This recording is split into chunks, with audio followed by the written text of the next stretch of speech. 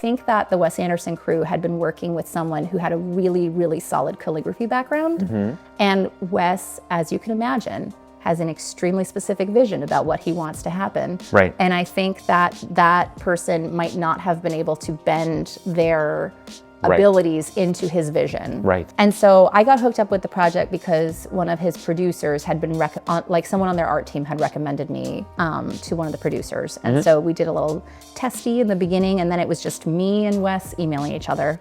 And that was like a super intense, amazing process. And I'm really glad for when it happened in my career, not just for like, you know, it being a cool project and exposure and whatever. Yeah. But it was actually, it came at me right at that moment that I feel like almost every creative experiences, right when you've sort of lost your, I love design because design is new and fresh and fun. Right. But before you've gotten over that, like, clients are abusive and abrasive hump, and you're back to being like, I'm just happy to be here. Yeah.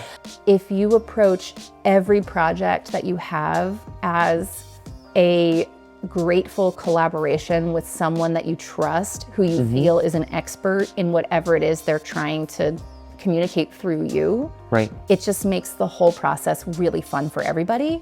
It kind of pulled me out of that, like, clients are trying to ruin your work. It like completely evaporated that. And even though, like, of course, Wes was extremely particular about what he wanted. Like, you know, I was like redrawing the lowercase r for the 8th time at 3 a.m. when I was in Sydney at a conference, whatever. And that's like the extreme. But of course, I fully trusted his artistic vision.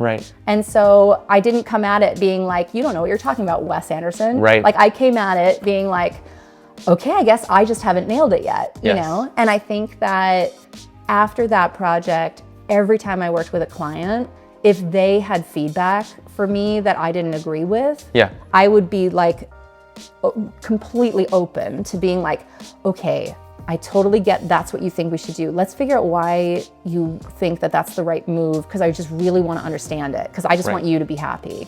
Love working with other people and love solving problems with other people. And I do think that I'm very flexible and open to what the end result ends up being. Is that I always think that there's like 100 ways to solve a problem. And it's just about what is the solution that works best in this time and place on this particular thing, in the time that we have, with the budget that we have, with the people involved.